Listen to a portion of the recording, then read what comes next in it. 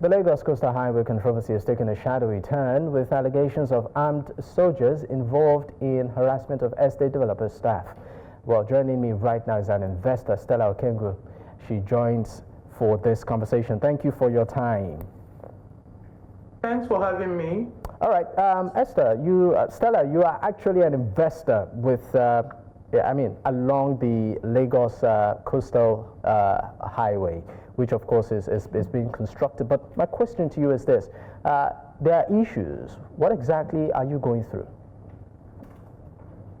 Yes, we have an estate that we are developing for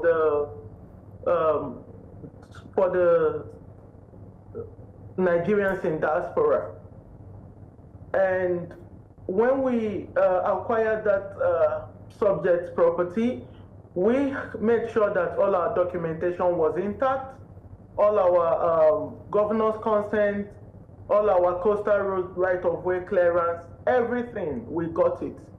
All of a sudden, we were in America and all over the whole world, and the irony of all this thing is that we came into Nigeria under the platform of renewed hope with one of the policies that the president said that he wants the Nigerian in diaspora to come back and invest in their country.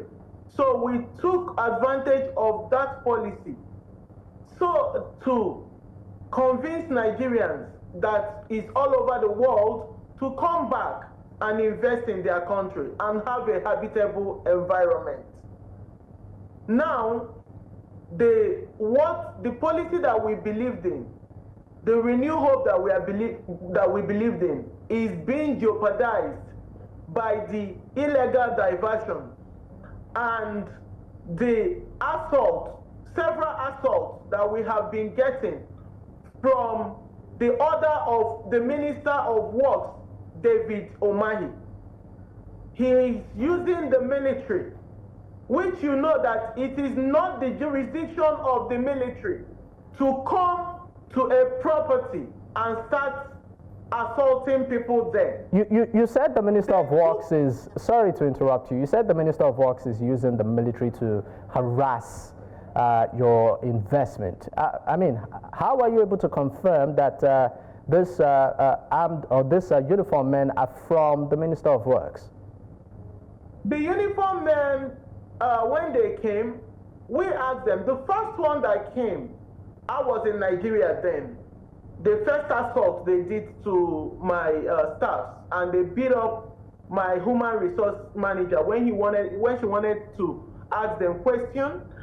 And what they said that the order is from the Minister of Works. So this second one that happened, when they wanted to confront them to ask them what is happening, they said that the order is from the Minister of Works. So that is why I can categorically state that it is the Minister of Works that is ordering them to come and assault people, innocent citizens of Nigeria that is working in our subject estate. What did they give any reason, for the, I call it, for their presence, for their visitation? The first one that they came was when they came to demolish our subject property. They came, and that was when my HR confronted them. And what they said is that the minister gave them order to come and demolish our property, our subject property, and clean all the traces, that the order is from the Minister of Works. So that is what they have been saying whenever they come. And that was when they demolished our property. This second time that they took away one of our staff, Olumide Obanle, we don't even know his whereabouts now. We are working on the place that does not belong to them. Now we left the place that they took as Coastal Road, and we are working on the place that we feel that belongs to us, the next thing they came, that the minister authorized them to remove everybody that is working there, that all the land in Lagos, in Nigeria, belongs to the federal government. So we should leave even the place, we should leave all the property, that we should not work on all the property. The first time they said it, they came on Saturday. So I told my staff, my essential and non-essential staff, I told them that this cannot happen. You people should continue working. That was when they came again the next day, which is on 4th of May, on Sunday. There were about 7 military men armed to the teeth. They started pursuing them. The boy told them, please, that he's still working because he just mixed what they call it, cement, that he wants to plaster whatever they told him to do before the case. So that was when they started beating him. The next thing they did, they just took him, put him inside their car and left. You can see the video. My staff cannot even, the person that got the video just got a snippet of it, because if they know that he's videoing, God knows what would have happened to them. Because what they said is that when, if any of them speak, they are going to shoot them. They threatened to shoot. Right now, we don't know where Olumide Obanle is. And we are asking the Nigerians to help us. The chief of army staff should look into it, because I know how disciplined army officials is. All right. Can you, Stella? They cannot authorize such a thing, except if this is an illegal duty. All right, Stella, can you just give us an idea of how much, in terms of the investment, I mean, you've put in, and, the level of, will I call it certifications or documentation, you've done on this investment? Just give us an overview. Okay, we have done our governor's consent. We have a governor's consent on the subject property. We have, is there 17 point something hectares. We have a governor's consent. We even acquired the coastal road right of way clearance on the subject property. We have everything, all the legal documentation that is required for us to start construction. All right, so like how much have you put in so far? What we got is about $250 million, because remember, we started this project, this is our dream project, 2024, when dollar was 400 to $1. Now, dollar is 1,600 to $1. So if you check the loss that we are even acquiring, it's up to 297% loss on what he's doing. All right. So it's just when they said we should bring in foreign direct investments, we brought in $250 million foreign investment. Foreign direct investment. It's crazy the way, I don't know, they do things in Nigeria. All right, Stella. It's crazy. We'll definitely, continue the conversation, but we'll go on a quick break. Once we return, we'll, of course, dig deeper. Stay with us.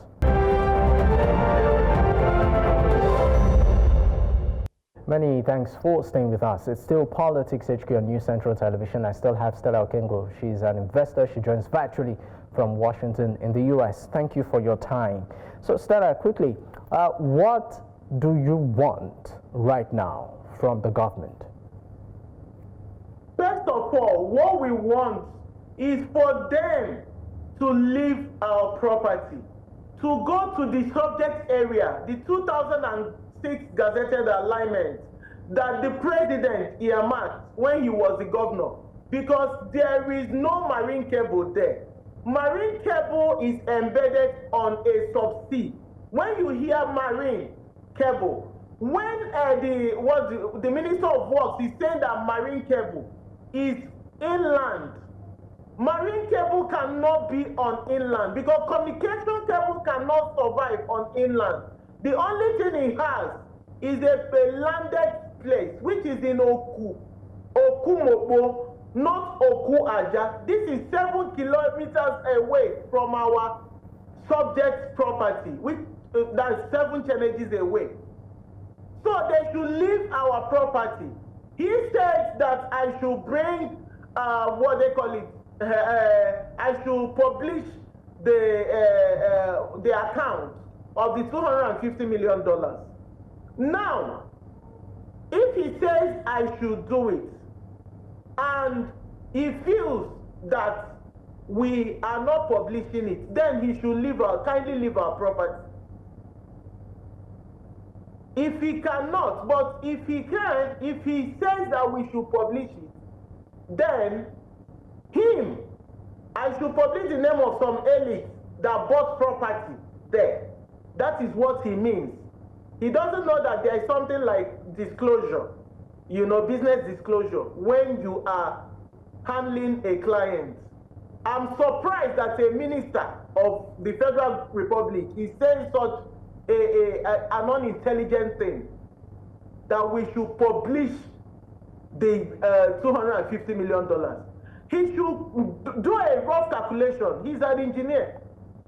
2006, the hotel that he has in Port Harcourt, if you check it, is almost $600 million that he used his son name to build there. So he should go and check what this thing, and check what 17 hectares is. Right. He should do a rough calculation of 150 million naira per plot for 400 people on that area that he took. He should just do the rough calculation. He has not talked about the litigations, everything, the lawyer, the litigation, for us to go around, all the logistics that we have used. All right, Stella. He should do the numbers. Stella, just a quick one, because we're really pressed for time. Are you seeking legal redress on this? Sorry? Are you seeking some sort of legal alternative or channel on this? We have done that. The judge gave him a status quo order that none of them should work in that subject place. We should not work, that they should not work, so that they cannot render his judgment nugatory. But within 3 weeks, the minister went there, contravened the law, start working, and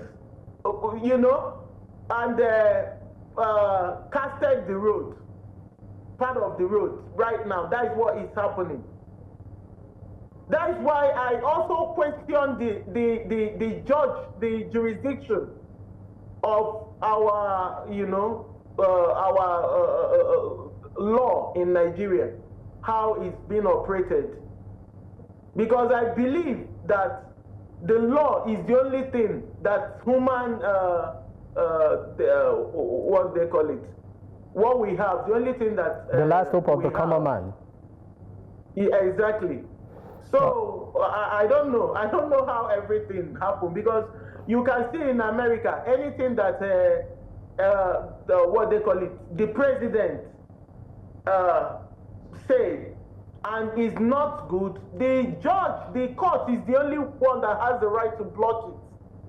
That's why you have not seen a lot of crazy things happening in America. All right. Stella? So it's crazy that he can use the military, contravene the law. He's doing all the illegal things. And what happened? The first time this thing happened, when I was in Nigeria, that the ministry, or what they call it, the federal assistant federal controller of works asked us to bring 200 million, convert it in dollars, and come and see the federal controller of works, which is Olukoro Keisha, that we should come and see so that he can lobby and they will remove it from our property. Sorry, what was the 200? Sorry, what was the 200 million? What was the 200 million naira for? What was the 200 million naira for? They said it's bribe, literally, that we should come and bribe for it to be removed. If you check his this thing, he has removed that subject there. This thing, he has gone back to the gazetted alignment, the 2006 gazetted alignment, twice during a stakeholder what they call a stakeholder meeting, that he will say that I'm going back to the I'm going back to the 2006 gazetted alignment. The next thing, they will bring it back again. The second time, he will come and say he's going back. So what is manipulating it? What is influencing it? You understand? Is it the bribe they want to collect? That was when they told me. I was shocked that a minister can be approbating and reprobating, that cannot stand on his words. So did you pay? That's why. I'm sorry, did you pay? Yes. Did you pay the 200 million naira? I did not pay it. All right, Stella. And I cannot pay it. I told him, when I told him that his staff did that, the next day he came and demolished our subject property. I have a voice recorder. When that the assistant controller of works is saying that legally that coastal road is not supposed to be on our subject property. All right, Stella. Thank you so much for your time. When I told him, when I came to the stakeholder meeting to mention it, you saw what he did when I was in Nigeria. He told the police officers, he literally assaulted me. All right, and Stella. The next thing he did, after that he called me. I thought he wanted to apologize. He called my phone. Then the next thing he told me was, look, madam, it's only God and the president that will save you. I'm going to take over all your property and use overriding public interest to take over it. I said, really? Okay, you have said it. Then I have to rely on God and the president to save us. He called me. I have, you know, his call log. You people can see that we communicate, you know. All right. So it's crazy. Stella, thank you so much for your time. We hope that at the end of the day, you know, you get justice. But it's been a pleasure having you on the program. Another thing I want to appeal. Number one, Olumide Obanle, wherever the Nigeria army kept that boy, because they abducted him. We have not seen him till now. They should do an investigation and bring that boy out. They cannot come to our site and abduct a boy that did not do anything. That boy does not have a father. All right, Stella. It's only his, and he's the one that is taking care of the mob. All right, Stella. Thank you so much. We need to go. Thank you for your time. It's been a pleasure having you. Stella Okengwu is an investor. She joins from Washington, D.C. in the U.S. and, of course, as regards issues along the Lagos Coastal Highway. It's been a pleasure once again. Thank you for your time.